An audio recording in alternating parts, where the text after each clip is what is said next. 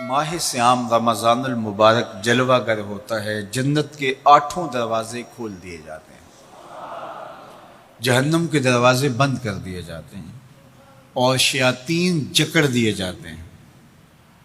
اللہ جل شانہ اس موسم رحمت میں خاص عنایات اپنے بندوں پہ فرماتا ہے۔ ایک نفل ادا کرنے سے فرض ادا کرنے کا ثواب ملتا ہے اور ایک فرض ادا کرنے سے 70 فرائض ادا کرنے کا ثواب ملتا ہے۔ اسی طرح راہ خدا میں 1 روپیہ دو گے تو 70 روپے خرچ کرنے کا ثواب ملے گا۔ اسی طرح باقی نیکیاں بھی جتنی بھی ہم کرتے ہیں وہ ایک نیکی کریں گے تو 70 گنا اجر ماہ سیام میں ہمیں نصیب ہوتا ہے۔ اس لیے اہل ایمان کا یہ طریقہ ہے کہ وہ اس مہینے میں کثرت کے ساتھ تلاوت کرتے ہیں، کیونکہ ایک مرتبہ اگر قرآن مجید پڑھ لیا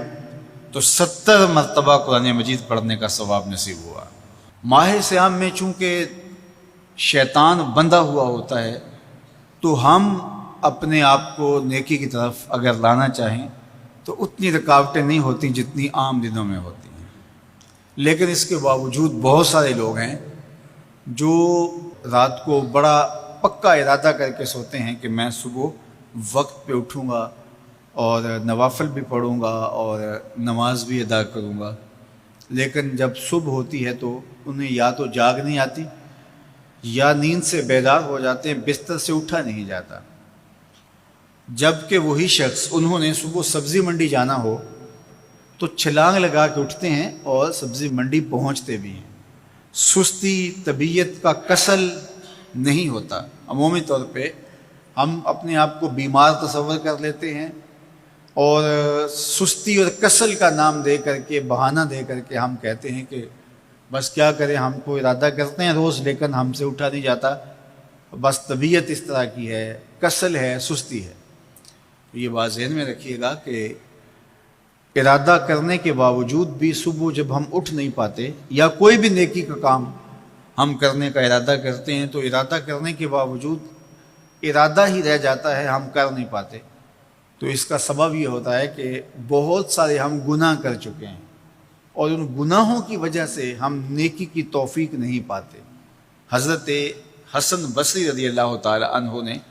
یہی وجہ اس کی بیان فرمائی ہے۔ تو اس کا بہترین طریقہ یہ ہے کہ توبہ کی جائے اور توبہ بھی سچے دل سے کی جائے، رو رو کے اللہ سے گناہوں کی معافی مانگی جائے، اور سچے دل سے جب توبہ کی جائے تو پھر سارے گناہ نہ صرف مٹا دیے جاتے ہیں بلکہ ان کو بدل کے نیکیوں میں تبدیل کر دیا جاتا ہے۔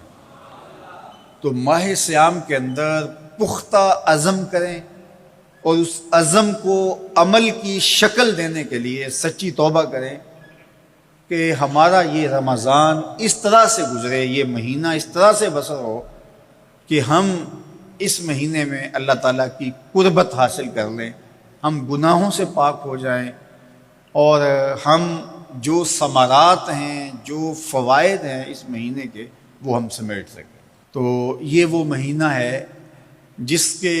انتظار میں میرے اور آپ کے آقا و مولا اپنی آنکھیں لگائے ہوتے تھے اور دن گن گن کے وقت گزارتے تھے کہ ماہ سیام آ رہا ہے۔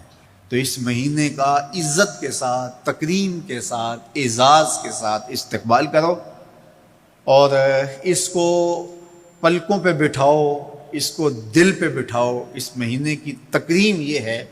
کہ اس میں ہر برا کام چھوڑ دیا جائے۔ اگر کوئی شخص برا کام نہیں چھوڑتا اور روزے رکھتا ہے تو میرے اور آپ کے آقا و مولا کا ایک فرمان سن لیجئے، من لم یدع قول الزور والعمل بہ فلیس للہ حاجۃ فی ان یدع طعامہ و شرابہ۔ فرمایا کہ جو جھوٹ اور برے کام نہیں چھوڑتا اس کے بھوکا اور پیاسا رہنے کی اللہ کو کوئی ضرورت نہیں ہے۔ تو روزہ خوراک بچاؤ مہم نہیں ہے جو چلائی جاتی ہے، بلکہ یہ تزکیہ نفس کا موسم ہے، باطن کی صفائی کا موسم ہے، اور باطن کی صفائی نہیں ہوتی جب تک ہم کوشش کریں۔ آپ کے بدن پہ بہت ساری میل چڑھی ہوئی ہے اور جمی ہوئی ہے بدن کے ایک ایک عضو پہ میل، تو آپ پانی میں چھلانگ لگا کے باہر بھی آ جاتے ہیں تو میل نہیں اترتی۔ چلو کچھ نہ کچھ فرق تو ضرور پڑ جاتا ہے لیکن میل نہیں اترے گی۔ میل کب اترے گی؟ جب آپ اپنے بدن کو مل مل کے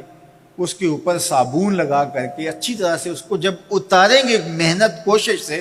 تو پھر آپ کا بدن مہک جائے گا، ہلکا پھلکا ہو جائے گا، میل اتر جائے گی۔ یہ موسم رحمت ہے، اللہ کی رحمتوں کا می برسے گا، اس سے کچھ نہ کچھ فائدہ تو ہوگا ہی، لیکن حقیقی فائدہ وہی حاصل کرے گا جو اپنے گناہوں کو مل مل کے دھوئے گا اور اپنے آپ کو صاف کرنے کی کوشش کرے گا۔ تو اپنے من کے میل اتارنے ہیں، اپنے باطن کے میل اتارنے ہیں، اپنے اعمال کی درستگی کی کوشش کرنی ہے۔ صلاۃ التراویح مسجد میں نہیں آ سکتے تو گھروں میں پڑھ لیجئے، جس طرح بڑی عمر والے لوگوں کو، بیمار لوگوں کو کہا گیا کہ آپ گھروں میں پڑھ لیں، بچوں کو کہا گیا، لیکن چھوڑیے گا نا، یہ رمضان المبارک کا خاص عمل ہے۔ آج کل دین بیزار طبقہ مختلف جگہوں پہ بیٹھ کے مسجد پر، مدرسے پر، تراویح پر، ان چیزوں پر تبصرہ کر رہا ہے اور اتنا ہلکا ثابت کرنا چاہ رہا ہے ان امور کو جس طرح یہ چیزیں ہوتی کچھ نہیں ہیں، جبکہ ماہ صیام کے قیام پر میرے اور آپ کے آقا مولا نے بشارت دیتے ہوئے فرمایا من قام رمضان ایمانا و احتسابا غفر له ما تقدم من ذنبه، جس نے رمضان المبارک کی راتوں میں قیام کیا ایمان اور محاسبہ نفس کے ساتھ، اللہ اس کے پچھلے سارے گناہ معاف فرما دیتا ہے۔ یہ بہت بڑی دولت ہے، تو اس دولت کو ضرور سمیٹیے گا، ضرور حاصل کیجئے گا، من کی ستھرائی، عفت اور پاکیزگی کا ساماں کیجئے گا۔